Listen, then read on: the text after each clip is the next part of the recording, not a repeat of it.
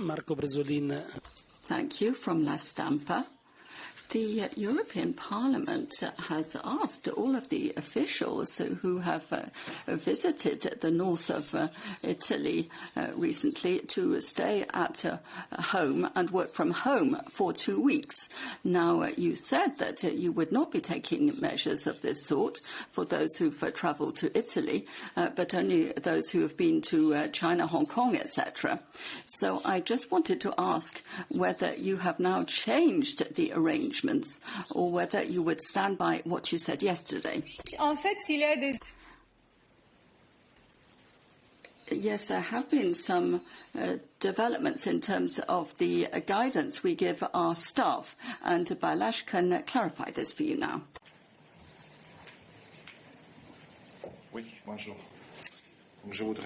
Yes, hello.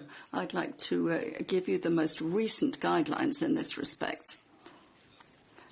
When it comes to the red area, all colleagues who are in that region are in quarantine.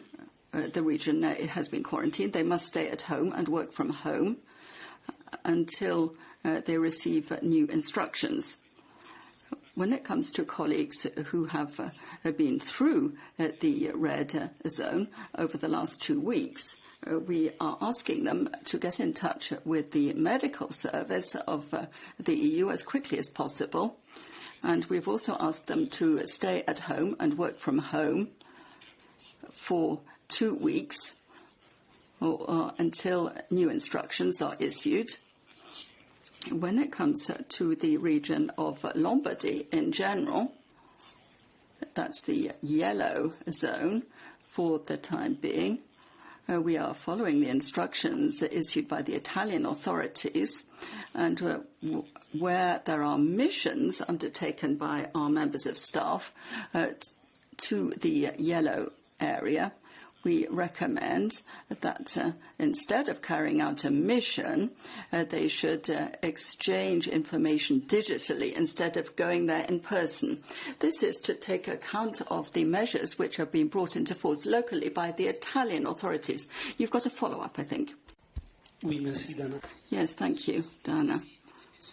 I would like to know whether the measures which you've just announced were taken in consultation with the European Parliament.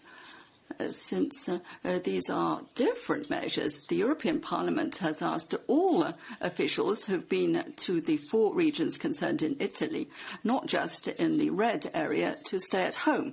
So I just wanted to know if any sort of coordination has taken place, or does each institution decide independently? Of course, the Commission is a separate institution. We're independent of the European Parliament. These decisions were taken based on discussions we had with the ECDC, which is based in Stockholm. Of course, we reserve the right to revise or update all of these guidelines, depending on how the situation develops.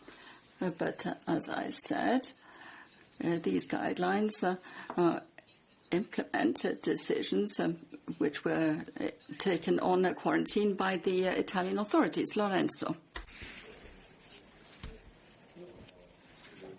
Le Parlement parle de 4. Well, the Parliament is talking about 4 regions, not just Lombardy and Veneto, where we have the red areas, but also Emilia-Romagna and Piedmont. And so I'd like to ask the following question. Are you just talking about the 2 red zones and not the 4 which are being referred to by the Parliament? And secondly, it's the ECDC which has issued these guidelines, if I've understood correctly. But I have the feeling that they are being implemented differently by the Commission on the one hand and the Parliament on the other. So is it the ECDC which is making recommendations on the red zones, or do they just talk about the areas affected? Now, we can't comment on guidelines which have been issued by other institutions. Now, Balázs has told you about the guidelines which we've issued for Commission staff who are called upon to work or travel within the affected areas. That's all we have to say about the matter. We are not going to compare our situation with the Parliament's. The situation is developing. We have a mission on the spot in Rome. We have our agency, and we also have the WHO. Contacts are ongoing. Representatives of the Commission will be present this afternoon at the meeting which is to be organised in Rome. Of course, these guidelines will evolve. If the situation develops, the situation is a dynamic one. But at this stage, that's all we have to say on the matter. Lorenzo, tu as une question de suivi? Lorenzo, did you have a follow-up? Yes, but I was asking whether the guidelines concern Commission officials and those that just concern the 2 red zones. You referred to Lombardy, but there's also Veneto, which has the status of a red area. Which are the areas which are covered by this Commission guideline, precisely? Which areas? Yes, I can. Do you want to clarify again? When I said red areas, 11 towns are involved. The towns, that is, where measures have been adopted in a very specific way by the Italian authorities.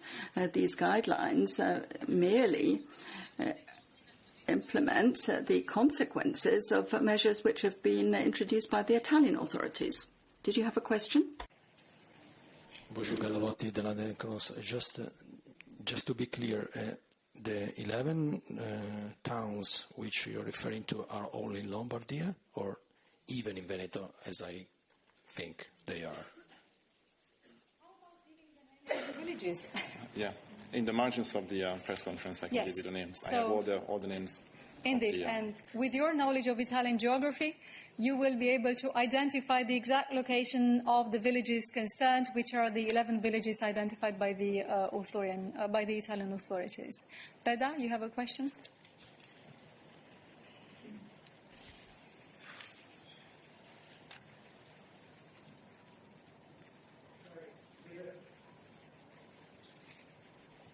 Beda Romano, il Sole 24 Ore. Vous avez parlé de la zone jaune. You mentioned the yellow area, and you said that is just Lombardy. Will Veneto be a yellow area as well? At the moment, we're just talking about the Lombardy region. Thank you, Balázs. Are there any more questions on COVID-19? If tomorrow in the Commission meeting will be discussed also the possibility of temporary control at the borders due to the COVID-19 outbreak or other extraordinary measures. And I would like to know if it's true that some countries are allowed to do this by themselves, like stopping a flight coming from northern Italy or so on. Thank you very much for the question. So, as I was explaining at the beginning, there will be 2 series of meetings, or at least 2 series of meetings taking place today and tomorrow. First of all, this afternoon, there will be a meeting bringing together representatives of health ministries from several countries around Italy. The Commission will be there too, and the idea would be to exchange information on the situation and to discuss eventually about any steps that would be necessary. Then tomorrow the Commissioner in charge of health issues will have a discussion bilaterally with the Italian Minister in charge of health, Speranza. She will be accompanied by our EU agency and by WHO, which will be basically continuing to carry out their joint mission, which started this morning, where they try to understand better the factors linked to the outbreak, the reasons, transmission, risk communication, preparedness measures, and so on. It is too early to say at this point in time whether measures linked to borders are going to be discussed in any of these meetings. Let's see them take place. I understand that there will be communication for sure from the Italian hosts, from the Italian minister at the end of this meeting, and we will understand more the conclusions of this meeting involving the concerned ministers.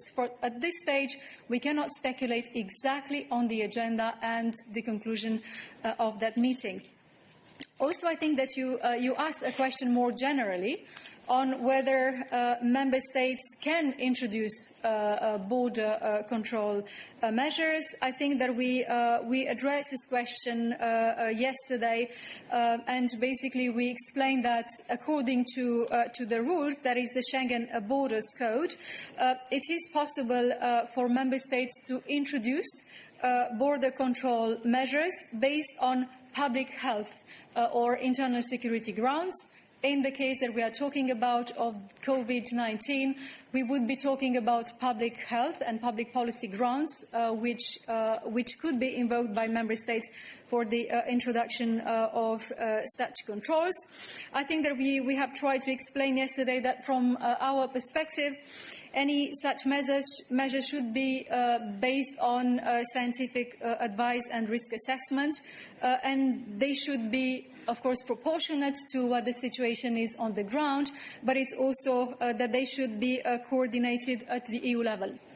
This is one of the reasons why I was explaining at the beginning that the European Commission will seek to initiate coordination among the member states to avoid diverging policies in relation to border control and border control practices, and we are in touch with the Croatian presidency on this. I think you had a question. Yes, thank you. It's just a clarification. If I understand well, so far you are not advising to your staff, which has been in the yellow zone in Lombardy and Veneto, so far you're not advising them to observe a quarantine period. Is that correct? Thank you.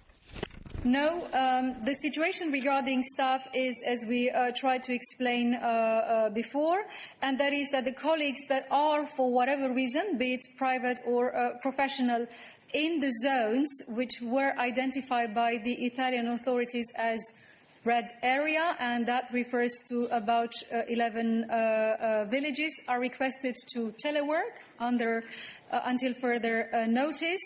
And those who have been in the red area in the past 2 weeks for whatever reason, they need to contact the EU medical service, and they need to stay at home and telework during 14 days, which is the incubation period relevant for this virus. So these are the measures that we have announced as a consequence, basically, of the measures introduced locally by the Italian authorities. You have a follow-up question?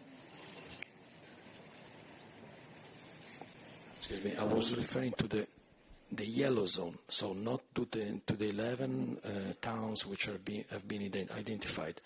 If I understand well, you're not advising so far your staff to observe a quarantine period. Is that correct? According to the latest information that I have, though the situation is evolving and is dynamic, for the moment we are basically telling them that we need to follow the instructions issued by the Italian authorities, which, again, they may evolve themselves. And we would privilege video conferences instead of missions for any contacts in relation to the zone that we are discussing about. Yes, please go ahead. No, it's the lady behind you. Sorry. She was first. Victoria English from the medical publication MedNows. Can you remind us what criteria need to be fulfilled in order for a pandemic to be declared? That would be the first question. And the second one, if it were, but I guess this is speculation, would the Schengen exceptions come into play? Thank you very much. So regarding what is a pandemic, this is something which is under WHO, and I can invite perhaps Vivian to provide you an answer on the criteria that are being taken into account for declaring any outbreak as a pandemic. As you know, the WHO is looking very carefully at the situation and is regularly also updating its assessment as to whether this would be a pandemic or not. Thank you. Good afternoon. Indeed, the WHO considers the situation to be qualified as a pandemic if it is spread globally across the world and it has a relevantly high number of cases. And as you saw their statements yesterday, so far they have not qualified this situation as a pandemic. Yes. Thank you very much. You also had a question about border controls, I believe. I think I tried to answer it before. We cannot speculate on the introduction of such border control measures. No such measures have been notified to the Commission, but as I said, the Commission is trying to proactively initiate coordination among Member States in order to achieve converging border control practices, and for that we are in touch with our counterparts from the other relevant institutions, in particular the Presidency. So, I think we have two more. It's also on COVID-19. Lorenzo? Two more things. One, Vivian, I think I have read that it has to be in at least 2 continents for the WHO as to be in order to be considered as a pandemic. It has to be really relevant in at least 2 continents.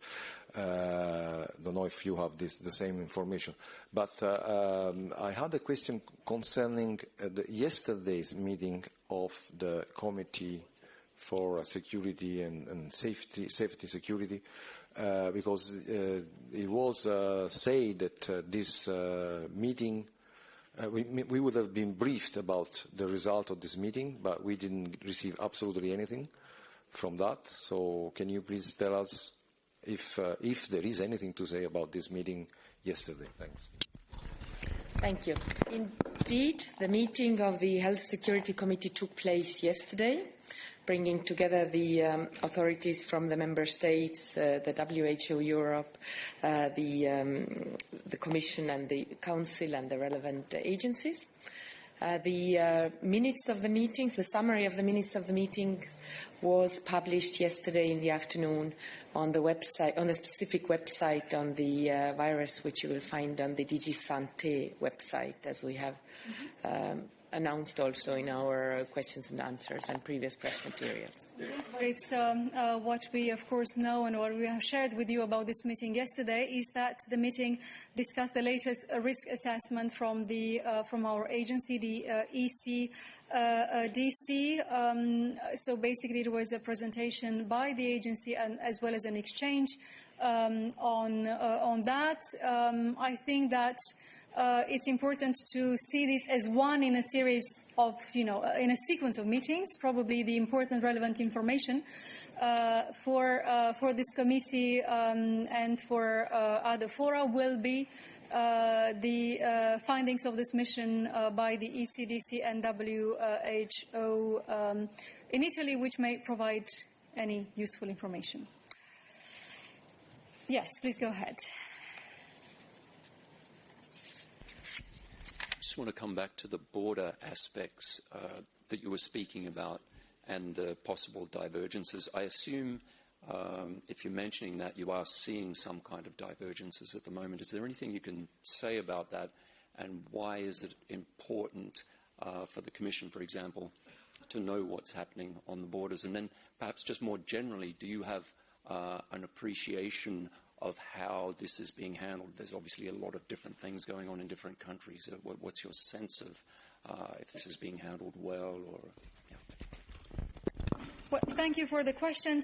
As regards the introduction of any border controls, the only thing that we can say is very clearly that in case of risks related to public policy, Member States can, under our rules, introduce such measures. There is a procedure, of course. They will need to notify beforehand. I think it's about 4 weeks beforehand. And the Commission, as the guardian of the rules, will look into these measures and proportionality as it always does. We have not had any notification about the intention to introduce border control measures in relation to COVID-19. But we wish to proactively initiate a discussion with the Member States because the situation is a dynamic one. It may be evolving. And we wish to promote a coordinated approach to any measures because measures are more effective if they are taken in coordination and not in a fragmented way.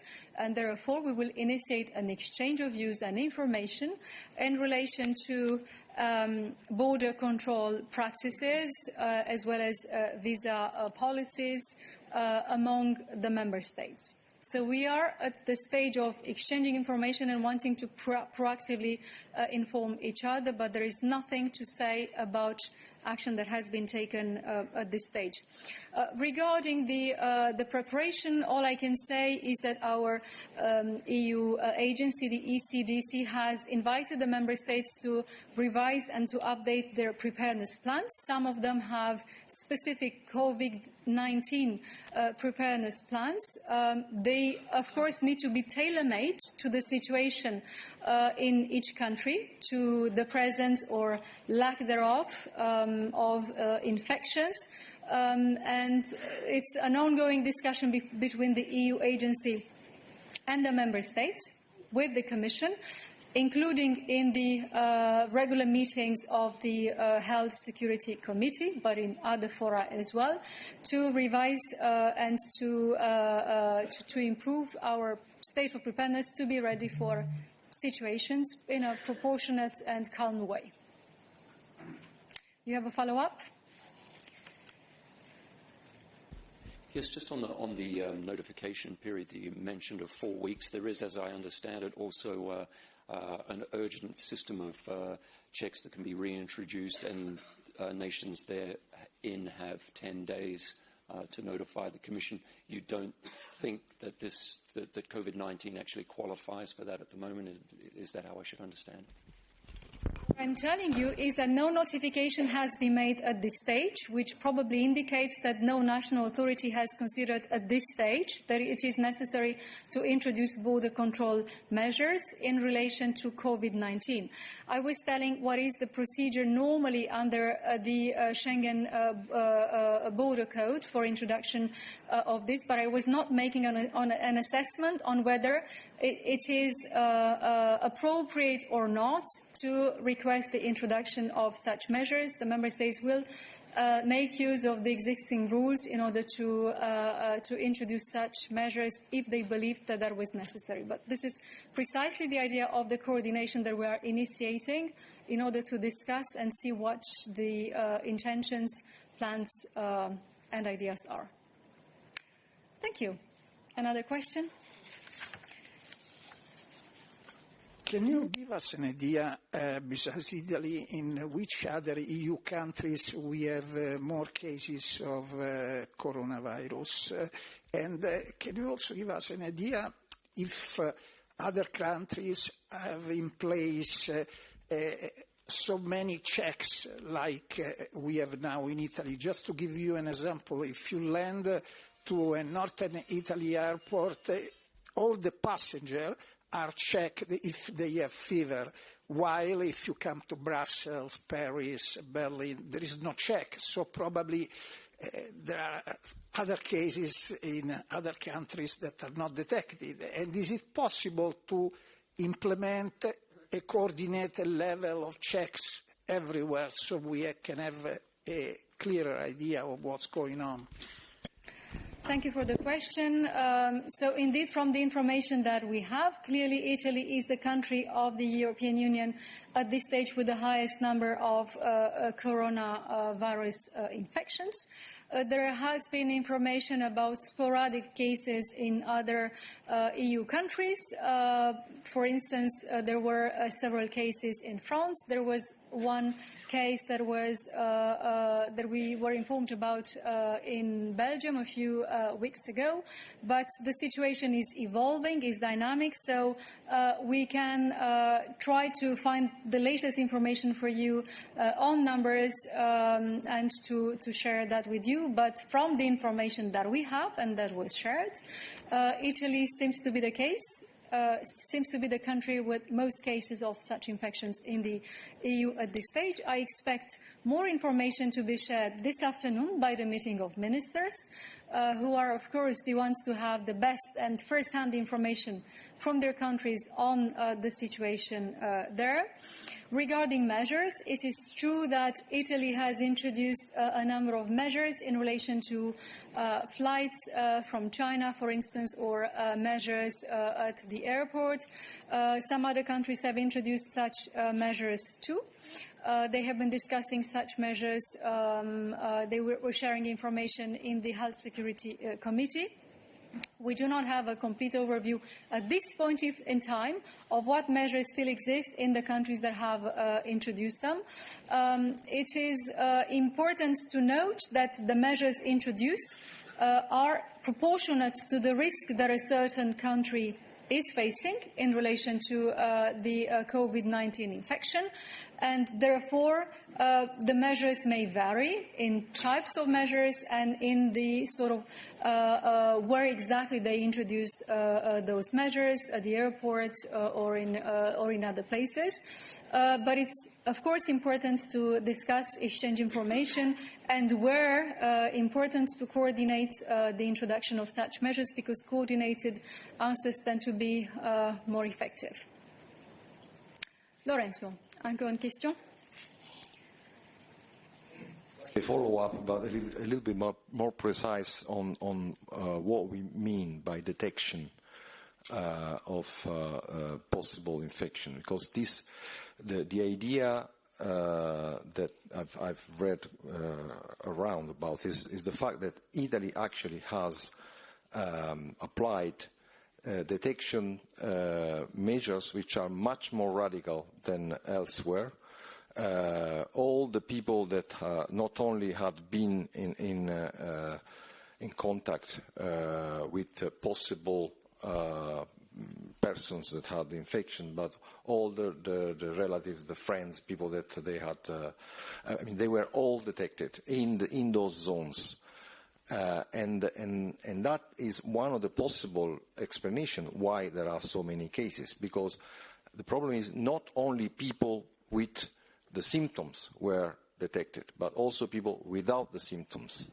So my question is there any coordination on the kind of measures that have to be taken when there is a possible suspicion of infection, like, for instance, detecting also people that have not symptoms, because we know that this coronavirus has a very distinctive character. It is already infective before the symptoms are apparent. Thank you very much, Lorenzo. This is a very important question in terms of handling the outbreak. You were asking in the first part of the question about basically an assessment of how we think the disease has spread in Italy. Frankly, it's very difficult at this moment from Brussels to give you an assessment or concrete information on that. This is precisely one of the reasons why the EU agency, ECDC, together with the World Health Organization, are in Italy. They started their mission there today.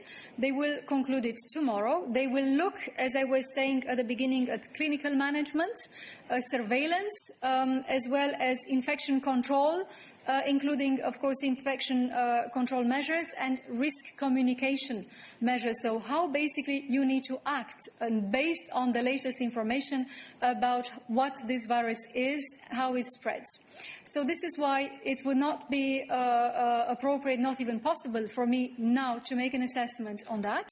And I'm just reassuring you that this is precisely what this joint mission is looking at, and I hope that we will have more conclusive information on this tomorrow, perhaps even some conclusions and findings earlier to be shared by the Commissioner and by the Minister, together with the agency and WHO. And also at the end of this joint mission, we will prepare, of course, we will look into ways to communicate and to share with you widely the results and any possible follow-up steps following this mission. And as I said, we were also looking into organizing a technical briefing with you, because I think it would be useful to look into some of the technical elements of how we actually monitor and how we exchange information in the EU about this through our existing structures. It's also about COVID-19? No. So then we are ready to go to other questions, I believe, unless, yes, Georgi has another question in relation to COVID-19. Oh, it's not COVID. It's Natura 2000, and I'm afraid Vivian will need to come to the podium again. Just want to clarify with colleagues if there are any other questions in relation to COVID-19. There aren't, so I'm very glad to have you ask your question about Natura 2000, and I'll also give early warning to Vivian to prepare. Yeah, thank you, Dana. In December,